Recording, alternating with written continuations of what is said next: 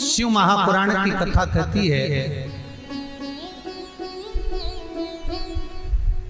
3 वृक्ष, 3 पशु, 3 पक्षी और 3 जलचर पितरों के तुल्य होते हैं। बहुत ध्यान देना शिव महापुराण की इस पितृ शांति शिव महापुराण को जो आप सुन रहे हो नैमिषारण्य से, बहुत ध्यान से सुनो। पितृ दोष है, इसके लक्षण क्या है? घर में अशांति होना, घर में 4-5 लोग रह रहे हैं, जरा जरा सी बात में क्लेश हो, समझ लो पितृदोष है। पितृदोष, 1 रुपया कमा कर लाओ, 1.25 रुपए खर्च हो, खूब पैसा आए हाथ में दिखे ही नहीं, समझ लेना पितृदोष। 4 दिन दुकान अच्छी चले, बाकी के समय बैठना पड़े, समझ लेना पितृदोष। घर में बच्चे चिड़चिड़े हो जाएं, गलत संगति में डूब जाएं, समझ लो चिड़चिड़ हो रहे हैं, पितृदोष।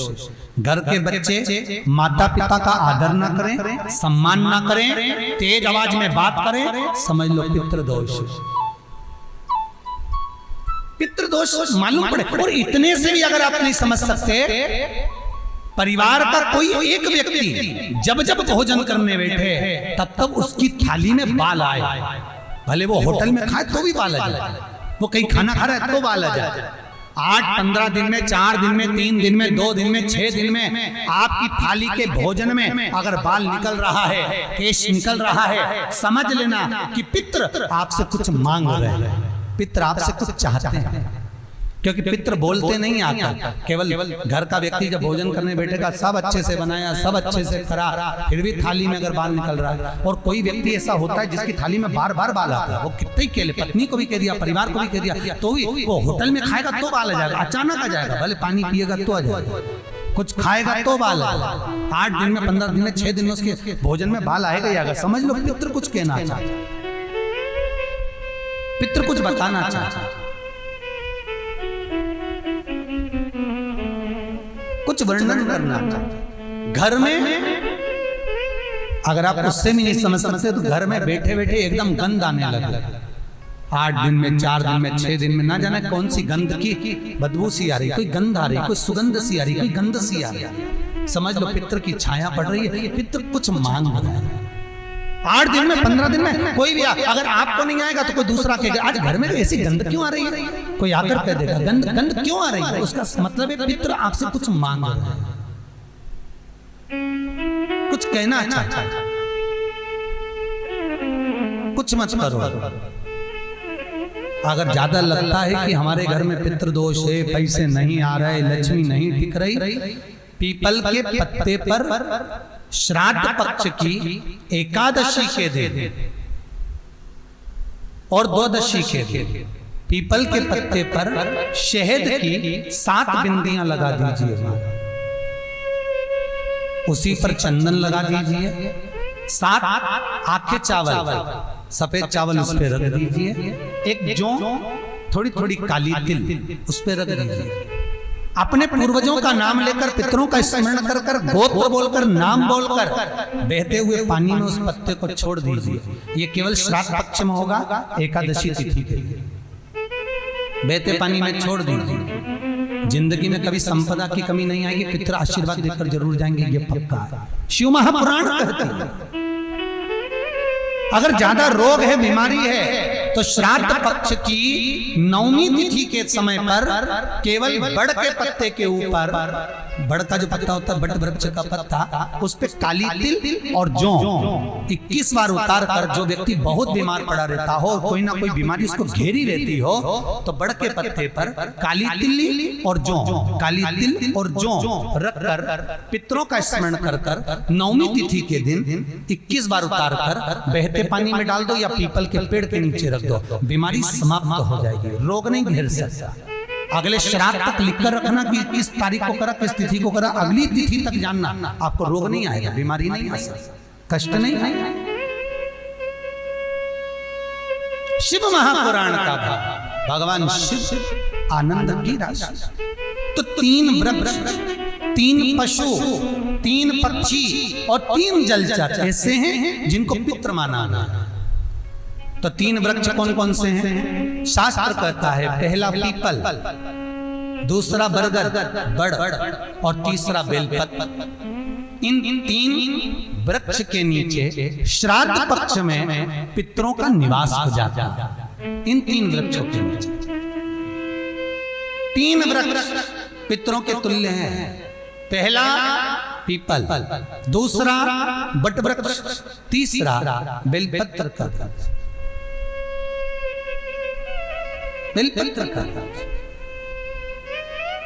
कभी अनायास श्राद्ध पक्ष में आप कुछ भी ना कर पाए, कुछ भी ना कर सकते हो, तो एक पत्ते के ऊपर कोई सा भी पत्ता ले लो, चाहे पान का ले लो, कोई पीपल का ले लो, कोई भी पत्ते के ऊपर एक पुड़ी, थोड़ा मीठा थोड़ा नमकीन रखकर अपनी कामना कर अपने पूर्वजों के लिए इन 3 वृक्ष के नीचे 16 श्राद्ध में किसी भी एक दिन आप वो भोजन को रखकर आ जाइए। अपनी कामना कर सुख का अनुभव होगा, पितरों को शांति मिलेगी। 3 वृक्ष पितरों के तुल्य हैं। 3 पक्षी पितरों के तुल्य हैं। कौवा, हंस और गरुड़। एक कौवा और एक श्वान, कुत्ता, ये 2 ऐसे होते हैं जिनको 20 मिनट पहले, आधे घंटे पहले, 1 दिन पहले, 24 घंटे पहले, 48 घंटे पहले क्या होने वाला होता है, कौवे को और श्वान को भान हो जाता है। क्यों? क्योंकि ये यमलोक में जहां यमराज निवास करते हैं, श्वान और कौवा उस स्थान का भाग ग्रहण करते हैं और इनको ये ज्ञान पूर्व से यमराज से प्राप्त होता रहता है। पूर्ववान होता प्राप्त होता रहता है। एक कौवा, एक श्वान, कोई घटना घटने वाली होती है तो कुत्ता रोने लगता है। कोई घटना घटने वाली होती है तो कौवा आकर बैठ जाता है। कोई आ रहा है तो कौवा आएगा। कोई भाव सूचक है तो कौवा आकर बैठेगा। दरवाजे पर कैसे, उसका भी भान है। अटारी पर कौवा कहाँ बैठा है, दरवाजे पर कौवा कहाँ बैठा है, किस स्थान पर कौवा विराजमान है, उसका भी भाव हमारे शास्त्र में वर्णन है। 3 पक्षी, 3 वृक्ष पितरों के तुल्य हैं। पक्षियों में कौवा, हंस और गरुड़, ये पितरों के तुल्य जो अधोगति में मर जाते हैं, जिनको पिंड नहीं मिलता, तर्पण नहीं होता, ब्राह्मण का भोज नहीं मिल पाता, जो मर जाते हैं, जिनका अंतिम संस्कार तक नहीं होता, जिनकी गति बिगड़ जाती है, ऐसे जीव कौवे के अंश में प्रकट होते हैं, जो पूर्ण फल लेकर जाते हैं। पितृलोक में जगह नहीं होती, बैकुंठ में जगह नहीं होती, कहीं अगर जगह नहीं है देवलोक में तो इनको कौवे के अंश में, गरुड़ के अंश में या हंस के अंश में डाल दिया जाता है। महाराज फिर अगला वर्णन किया, 3 पशु, कुत्ता, गाय और हाथी, ये पितरों के तुल्य होते हैं। शिव महापुराण की कथा कहती है अगर श्राद्ध पक्ष में गया नहीं जा सकते तो गाय के मुख में गयासुर ने वर दिया था कि गाय के मुख में अगर कोई गया नहीं आ पाएगा तो गयासुर 16 दिन गाय के मुख में निवास करेगा। और गाय के मुख में श्राद्ध के समय पर अगर कोई रोटी देगा, श्राद्ध के समय पर जो भाग देगा उसको गया जी में पिंड करने का पुण्य फल प्राप्त होगा। ये गयासुर का वर गौ माता के लिए था। तो गाय के मुख में 16 दिन तक गया क्षेत्र का पिंड का भाग प्राप्त होगा।